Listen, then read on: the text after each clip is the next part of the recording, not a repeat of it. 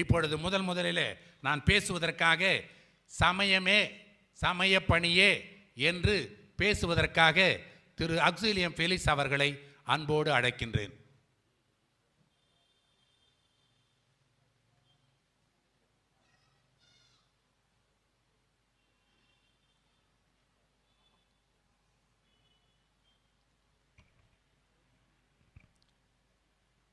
அன்பார்ந்தவர்களே, ஒரு சமயம், கிறிஸ்துவ சமயம், உலகமெல்லாம் சென்று நற்செய்தியை அறிவியுங்கள் என்ற இறை வார்த்தைக்கு நம்முடைய எம்இபி குருக்கள் 1640ஆம் ஆண்டு 350 ஆண்டுகளுக்கு முன்னால் இந்த உலகமெங்கும் சென்று 4000 எம்இபி குருப்புகள் ஆயர்கள் சென்றார்கள்.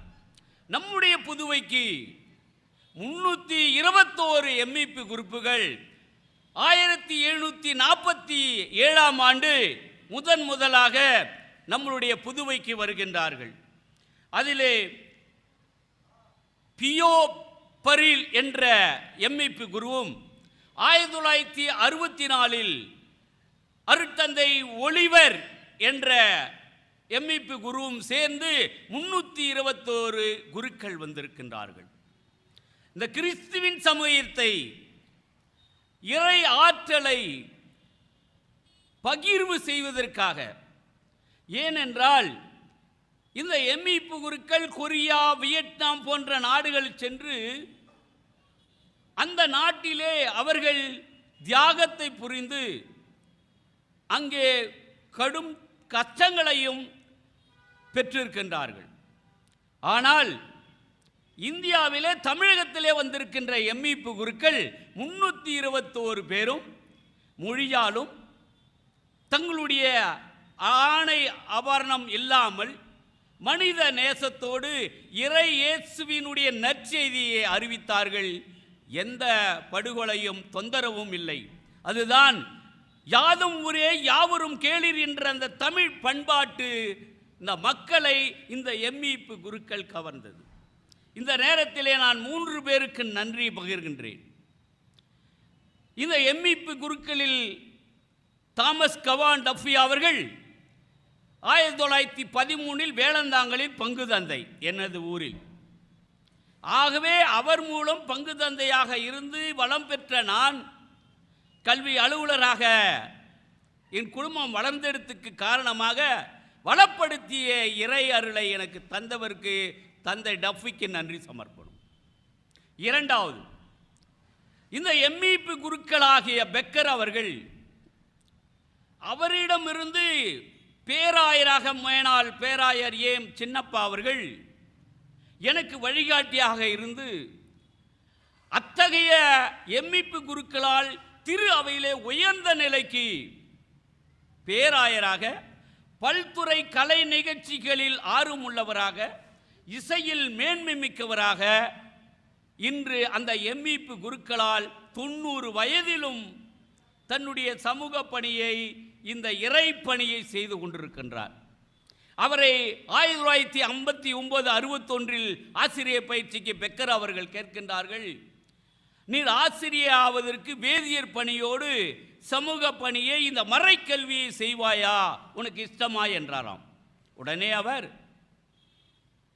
சம்மதிக்கிறேன், இறை வார்த்தை தான் என்னுடைய பணியின் முதல் பணி என்று வாக்கு கொடுத்து பயிற்சி பெற்று, அப்போது பெக்கர் அவர்கள் சங்கீதம் 104இல் நம்மளுடைய ஈஸ்டர் திருவிழா 2ஆம் வாசகு, ஆண்டவரேயும் பெருமையும் மகிமையும் என்ன, அந்த பாடலை அவருக்கு இசை அமைத்து இசை வழியில் இறை வழி என்பதை தெரிவித்தார்கள். அப்போ சமூக பணியில், அந்த சமய பணியில் அந்த எம்இபிகளோடு பென்று கொண்ட அவருக்கு இந்த நேரத்தில் நன்றி கூறுகிறேன். அடுத்ததாக நம்முடைய அருட்தந்தை ஒலிவர் அவர்கள் பல மாணவர்களை தேர்ந்தெடுத்து குருக்கள் வரை அவர்களை திருநலப்படுத்துகின்ற வரைக்கும் நம்முடைய பிச்சைமுத்து தந்தை அவர்கள், பேராலய அதிபர் அவர்கள், அவருடைய தந்தை 30 ஆண்டுகள் அவரிடம் வேதியராக இருந்தவர்கள்.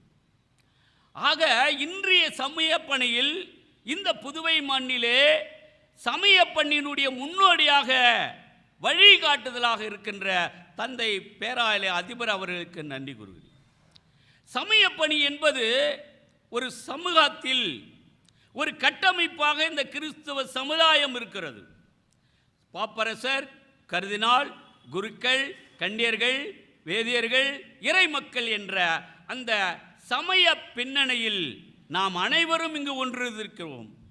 ஆகவே இந்த சமய பணியால் இயேசு கிறிஸ்துவினுடைய திரு உடல் திரு இரத்தத்தால் அவருடைய உயிர் தெழுதலால் இதுதான் நம்ம சமயத்தினுடைய அடிப்படை ஆதாரம், நம்பிக்கை.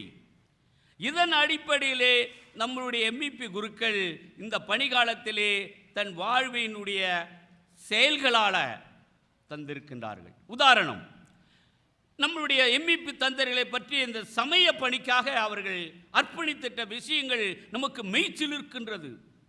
உதாரணமாக நம்மளுடைய தாமஸ் கவாண்டஃபி அவர்கள் 1964 இரண்டாம் வத்திக்கான் சங்கம் தொங்குவதற்கு முன்னாடியே இந்த சமயத்திலே இறைவனோடு மக்கள் சேர்ந்து இந்த இறை வழிபாட்டிலே சமயத்தை அறிந்து கொள்ள வேண்டும், இறைவனை அறிந்து புரிந்து செயல்பட வேண்டும் என்பதற்காக மக்களை பார்த்து திருப்பலியை நிறைவேற்றினார். அதன்படியே உள்விடுதில் ஆலயத்தை கட்டினார். இரண்டாவது, ஜபமாலையை திருப்பலிக்கு முன் ஜபமாலை சொல்கின்ற ஒரு விஷயத்தை, இன்னும் இந்த சமய பணியிலே இந்த கிறிஸ்துவ நன்னெறிகளை கிறிஸ்தவனாக ஒவ்வொரு மனிதனும் ஆதியிலே இறைவன் படைக்கின்ற போது தன் சாயலாக மனிதனை படைத்தார். ஆக அந்த தன் சாயலாக படைக்கப்பட்ட மனிதன் ஒரு சமயத்தில் கிறிஸ்தவர்களாகவருக்கானதான் அவர்களை இந்த பாரம்பரியமாக அந்த 4000 ஆண்டுகள் கொண்டு வந்தார்.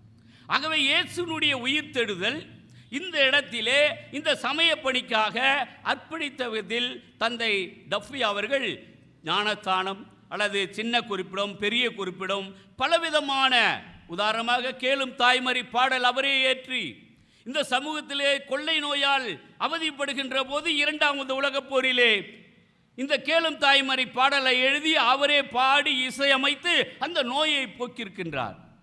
இன்று 2018 இதே பாடல் திலி என்ற பங்கிலே கொரோனா காலத்தில் அந்த மக்கள் தொடர்ந்து வேண்டிக் கொண்ட ஜெபத்தினாலே ஒரே ஒரு சாவு கூட இறப்பு இல்லை. பக்கத்தெருவிலே தினமும் சாவு ஏற்பட்டிருக்கிறது. அந்த ஃபாதர் அந்த மக்களோடு சேர்ந்து ஜெபித்தை. ஆகவே இந்த சமய பணியை மக்கள் இறைவனோடு சேர்ந்து ஒருங்கிணைக்க வேண்டும் என்ற இந்த பணியை செய்திருக்கின்றார்கள்.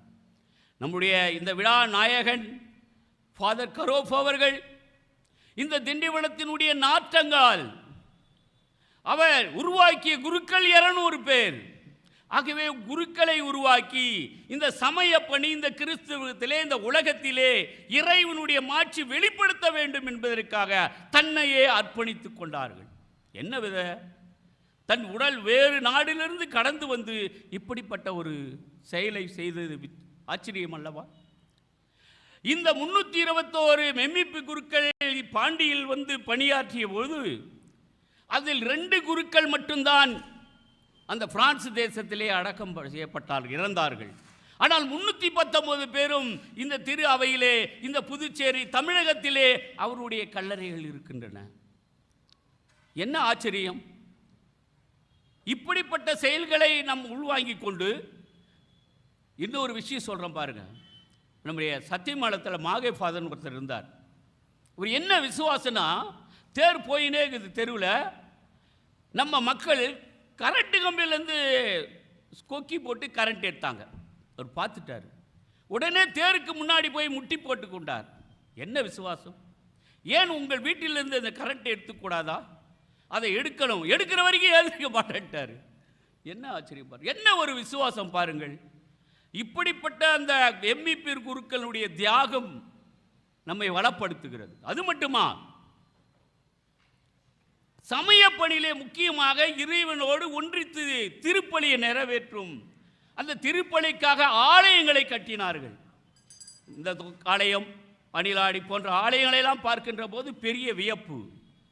அதை ஒன்று சேர்ப்பதற்கான திருப்பலிகள், ஜபங்கள் இன்று நாம் சமயத்திலே ஒருங்கிணைத்திருக்கோம் என்றால் தியாகம், ஜபமாலை, தேர் திருவிழா அல்லது நடைபயணம் ஆகிய இந்த சமயங்களில் நம்ம பணிகளை உயர்த்தியதை பார்த்திருக்கின்றோம். ஆகவே இந்த நேரத்தில் இந்த சமய பணியை இந்த எம்இபி குருக்கள் தன்னுடைய உழைப்பாலும் உயர்வாலும் இதை செய்து கொண்டிருப்பதையும் நாம் இந்த நேரத்தில் சிந்தித்து நன்றி உள்ளவர்களாக நாம் இருக்க வேண்டும். ஆகவே ஒவ்வொரு நிலையிலும் தன்னுடைய உழைப்பையும் எளிமையாகவும் மக்களுக்காக அந்த இறைப்பணி ஆண்டவர் இயேசுவின் நான் ஒரு விதத்தில் பார்த்தேன், யோசித்தேன். உடலை வளர்ப்பதற்கு உணவு வகையிலும் ஒரு ஆட்டியோ கோழியோ இறந்த பின் அதை சமைத்து உடல் வளர்ச்சிக்கு நாம் உண்ணுகின்றோம். ஆனால் நம்முடைய ஆன்ம உணவாகிய ஆண்டவராகிய இயேசுவினுடைய உடலும் இரத்தமும் உயிரான நம் உள்ளே வாங்குகின்றோம். அப்போ உயிரான அந்த உடல் உள்ளம் நம் உள்ளத்திற்கு சென்று ஒரு ஆன்ம பலத்தை இந்த கிறிஸ்துவ சமுதாயத்திலே பல பெற்றிருக்கிறது. இதை நமக்கு வழிகாட்டி தந்தார்கள் இந்த எம்இபி தந்தை அவர்கள். ஆகவே இந்த எம்இபி தந்தைகளுடைய ஒவ்வொரு நிலையும் நாம் பார்த்து வியந்து இப்பொழுது தந்தை டஃபி அவர்களுக்காக ஒரு ஜபக்குழு உருவாக்கி அவர் சமூக பணியும் கல்வி பணியும் பலவிதமான பல நாட்டில் எல்லாரும் அவருடைய ஜபத்தால் வளர்ந்திருக்கிறார்கள். அதுக்கு நன்றியதாகத்தான் நம்முடைய தேவசகாய ஃபாதர் அவர்கள் இதற்கு தலைவராகவும் நம்முடைய மக்கள் பேராயர் அவர்கள் அவருக்கு வழிகாட்டியும் ஆசிரியராகவும் இருந்து இந்த எம்இபி தந்தைகளிலே நம் இந்த பாண்டிச்சேரி மறைமாவட்டத்தில் இருக்கிற அத்தனை கிராமங்களும் இன்னைக்கு செழிப்புற்று கிறிஸ்தவர்களாக நல் ஒழுக்கம் உள்ளவர்களாக இந்த சமய பணியை குடும்பத்திலே குடும்ப ஜபமாலம் திருப்பலி ஆகியவற்றெல்லாம் கலந்து கொண்டுவதற்கு காரணம் இந்த எம்இபி தந்தை அவர்கள்தான். அவர்கள் இந்த மறைமாநிலத்திலே அவர் பேர் உதவியாக இருந்தார்கள். சமய பணியை நம்முடைய கிறிஸ்துவினுடைய அந்த மீட்பு பணியை ஒவ்வொருவருக்கும் பகிர்ந்தளித்து வாழ்வளித்தார்கள். அவர்கள் பாதம் தொட்டு நன்றி கூறி சமய பணியே எம்இபி தந்தையினுடைய அடிப்படை ஆதாரம், இதுதான் அடிவேர், இதுக்கு அப்புறம்தான் அது அவருடைய செயலாக்கம் அவருடைய வீராக மாறுகிறது. ஆகவே உப்பு இருந்து எப்படி சுவைக்கின்றதோ அதுபோல் சுவைமிக்கதாகவும் அருள்மிக்கதாகவும் இறைவனோடு இன்னைக்கு வந்திருக்கிறீங்களே சமயத்தால் எல்லாரும் ஒன்று இருக்கலை. இந்த சமூகத்தில் நாம் வேலை செய்கின்ற போது உயர்கின்ற போது அங்கே அது ஒரு பெரிய சமுதாயத்தினுடைய வளர்ச்சி மற்றதாக இருக்கும். ஆனால் இதை அடிப்படை ஆதாரம் இந்த சமயமே. அதற்காக தந்தை அவர்களுடைய அர்ப்பணித்தார் என்று கூறி நன்றி கூறி முடித்துக் கொள்கிறேன். பாராட்டுக்கள். அன்புக்குரியவர்களே, சமய பணி முதன்மையான பணி என்றும் சமய பணியை மக்கள் வாழ்க்கைக்கு வேறாக அமைத்தார்கள் என்றும் சமய பணிக்கு ஆதாரமாகத்தான் சமூக பணியை செய்தார்கள் என்றும் திரு ஃபெலிக்ஸ் அவர்கள் சிறப்பாக பேசியிருக்கின்றார்கள். இங்கே ஒரு விஷயம், எனது வலது பக்கத்தில் உட்காந்துருக்க 2 பேரும் என்னுடைய ஸ்டூடெண்ட்ஸு, இடது பக்கத்தில் உட்காந்துருக்க 2 பேரும் என்னோடு பணியாற்றியவர்கள். நம்ப முடிஞ்சால் நம்புங்க. அடுத்தது திரு ஏ சின்னப்பன் ஆசிரியர் அவர்களை பேச அழைக்கின்றேன்.